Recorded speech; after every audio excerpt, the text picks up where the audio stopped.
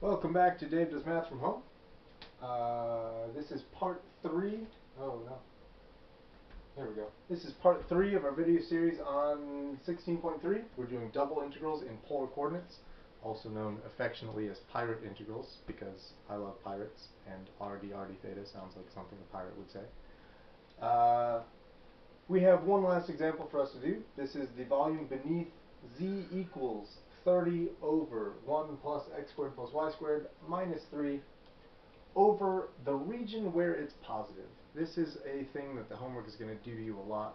It likes to use it calls them islands. It'll do these 3D models of islands where like there'll be this spike of surface coming up out of the xy plane, and like where this surface goes negative, like they'll say that that's the part where it's underwater, and they want you to find the volume of this surface that's above sea level or above water. I think it's pretty cool. I'm very into the idea of like mapping sea floors, despite all of the water that is in between me and the sea floor. So I think it's a very neat idea. It's a very interesting way to present this information. And this is one of those problems. 30 over 1 plus x squared plus y squared is, we know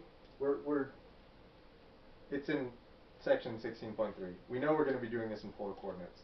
We see the x squared plus y squared. We're going to just interpret that right off the bat as an r squared. So this is 30 over 1 plus r squared. So when r is 0, you're starting up at 30. You have a big peak right at the origin at 30. And as you go out, as you move away from the origin in any direction, this surface falls sort of precipitously and then levels out. It's got an asymptote. If we ignore this 3 here, the asymptote would be, eventually this thing would be approaching 0, because 30, as you move far and farther away from the origin, this is just going to grow without bound. So you'd end up with 30 over something approaching infinity. So this thing has some asymptotic behavior of like the entire xy plane. It's planar. I don't know if planes count as asymptotes actually. Asymptotes are lines. Planes are linear. Something. But we're subtracting 3 so that we can sink this island down a little bit and have part that's underwater and part that's over water. And yeah. So first thing we need to do here is figure out what kind of region we're dealing with. We're only interested in the region where it's positive, which means that the boundaries of this region are where it crosses 0. 0 is the threshold between positive and negative. So if I want to know where it's positive, or if I want to know the edge, the very edge of where it's positive, I need to figure out where it's 0.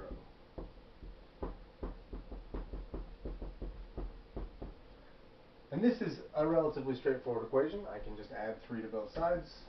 3 is 30 over 1 plus x squared plus y squared. And I can multiply everything by the denominator, so 3 times 1 plus x squared plus y squared equals 30.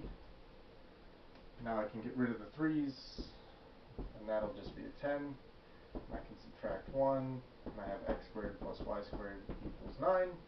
And this is as solved as I get, because right now I can immediately recognize this as a circle, radius 3. And so that's my region. That's my bound. And I don't need to... If I wanted to do this in rectangular coordinates, which I absolutely do not, because that's horrifying, I would keep solving this until I had an equation for x and y, and then I would figure that out. But this is good enough. This tells me that I have a circle of radius 3, and that is enough for me to create the bounds of an integral. So, the integral. We're definitely using polar coordinates. I am going to do this function, so that's 30 over 1 plus, I'm going to use r squared, because we're doing polar, not interested in x's and y's, minus 3, this is my function, r dr d theta, this whole thing is my dA.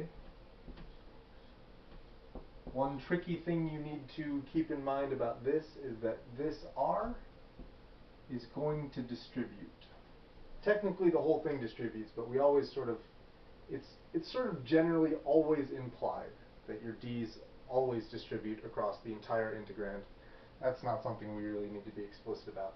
But the r, one of the common mistakes students make when doing this is they'll attach the r to this thing on the back, and they'll forget to attach the r here. But this is our dA, and it gets distributed across the entire function, and we need it in both places. So I'll do that distribution in the next step. I want to finish setting this up with my bounds. We have a circle of radius 3, which means that r is going to go from 0 to 3, and theta is going to go from 0 to 2 pi. So I'm going to do the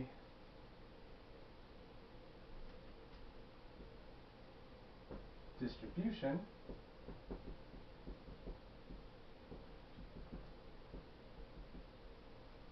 so that I can get 30r over 1 plus r squared. Now that I have that r in here, that'll help me do the substitution, because this is a 1 plus r squared to the negative 1th power is a compound function, and I need this other function to be a multiple of the derivative of the inside for me to do substitution.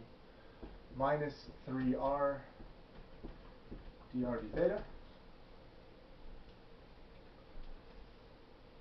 So theta is going to go from 0 to 2 pi. That hasn't changed.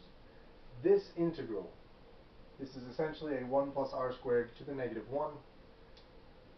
Of this 30r, 2r is the derivative of the inside function, which is going to get sort of sucked back into the antiderivative when I take that. The other 15 can stay where it is. So this will be 15 natural logs of 1 plus r squared. This integral, of course, is just 3 halves r squared, and I'm evaluating this at 0 and 3. And then the theta happens at the end. I'm going to erase this for some space.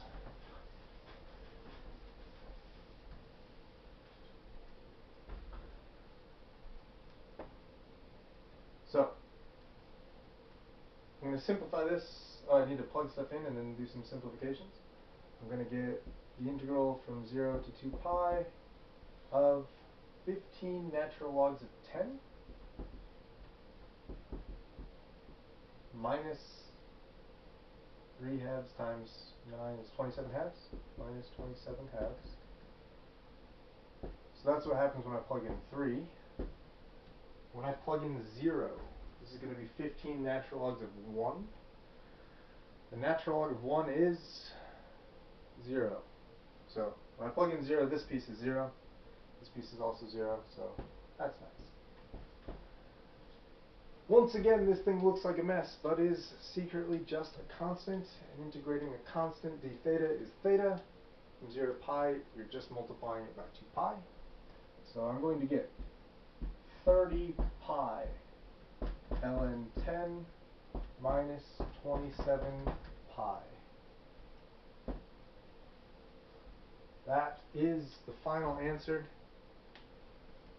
for this problem, and that is the end of our discussion on double integrals in polar coordinates. I mentioned at the start of chapter 16 that we were going to end up doing some really weird, bizarre stuff. We're in it now. We got there. This is it. And it gets better from here. Next section we're doing is triple integrals. So when 2 integrals just isn't enough, we're going to do 3 at once. It's going to be at least 50% better than what we're doing right now. So I hope you've enjoyed this. If I made any more huge arithmetic mistakes on this one, let me know right away. I won't fix them, but I'll leave a comment in my videos on YouTube about what the mistake was.